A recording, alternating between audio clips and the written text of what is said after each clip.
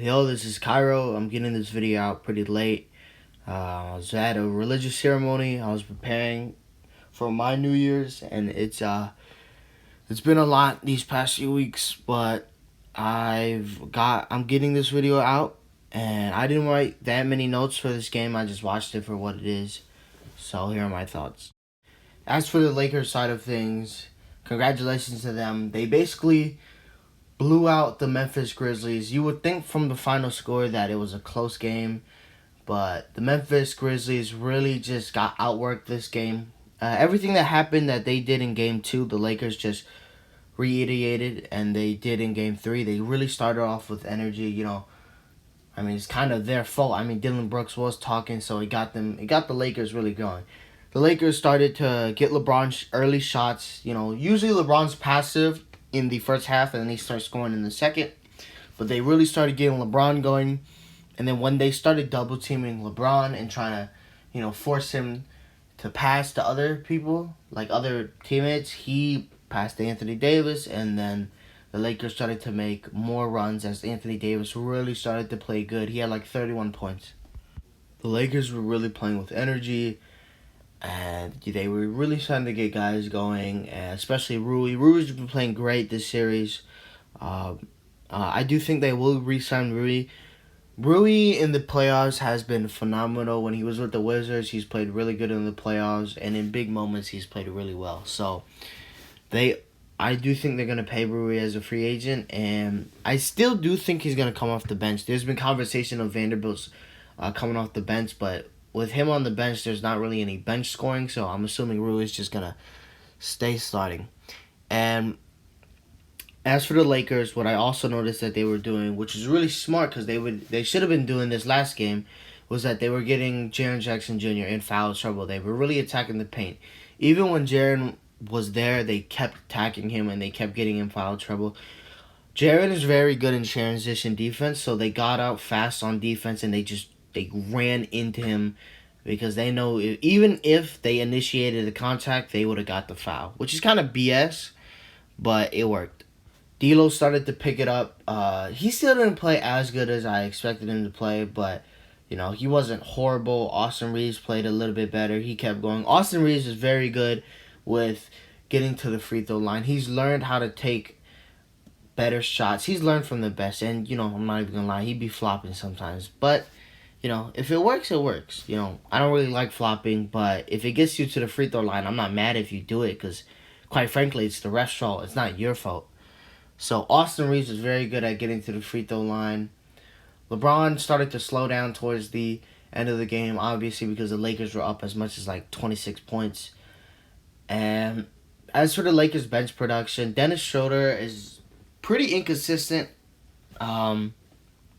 Besides Rui, Dennis is really only the legitimate piece. So if he's not there consistently, then it's going to be really difficult if Rui doesn't get going. Because I think the Lakers should try a different lineup towards the bench. Maybe Mo Bamba, try somebody else. Because Troy Brown Jr. and Malik Beasley, if they're not hitting shots, then they're not really doing anything. But I'm glad Darvin Ham played Wenyen for a little bit just to try to confuse the Memphis Grizzlies.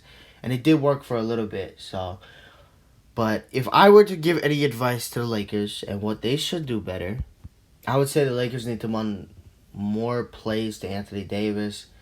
Or just honestly anybody. I'd say Anthony Davis just because he's a bigger force, And when I mean plays, I mean pick and roll, pick and fade, set the screen, cut, movement plays where Anthony Davis doesn't really need to have the ball in his hands. Or you could do that with literally anybody else. You could do that with LeBron, Rui, Troy Brown Jr. You could just do that with anybody else. But the Lakers, one of the issues besides coaching that the Lakers have is they tend to settle. And, if it's working for them, obviously keep going. But Memphis is not a team that's going to, let it happen all the time. So I'd say the Lakers need to run more plays to get Anthony Davis going early. And they did that this game. And then they started to fade out. And they started to settle towards the end of the game. Which is why the Memphis Grizzlies got so close. Which is an issue with the Lakers because they settle. And instead of actually trying to attack and, get up and play with energy towards the end, they just started to settle. And, just protect the lead. That's what they were doing, just protecting the lead. And I understand why they were doing it. But against a really good team, somebody's going to just take over, like how Ja did, and then they're going to retake that lead. So that's what I would say the Lakers need to do better. But overall, good game from them. As for the Memphis Grizzlies, there's not like too much to say. It's basically a Ja Morant game. But they kind of asked for this. I mean, if you're talking a lot of crap, then you kind of have to expect this to happen. But, I'm so 50-50 with the Memphis Grizzlies because there are some moments where I'm like, we in the NBA need this. We need guys who can, like, really talk and get guys going. But at the same time, it shouldn't be coming from Dylan Brooks. Like, Dylan Brooks should never be considered a villain because usually villains are, like, good. And, Dylan Brooks brings a certain aspect to any team he plays on. He's that enforcer. But it's like, if you're not consistently making shots, then you're not really good. I mean, he was, getting killed by LeBron. And consistently in the league, he has gotten killed by LeBron. So it was basically a Ja Morant game. He played really well. Jaren Jackson Jr. couldn't get in foul trouble. Well, he got in foul trouble is what I meant to say. And he couldn't really get going. There are other guys out there. Tyus Jones, probably the best backup point guard in the league. But they couldn't really run sets for their players like how they did last game. They got Luke Kennard going fast. They got Jaren Jackson Jr. going fast. It was a different atmosphere in the Lakers arena. So, yeah.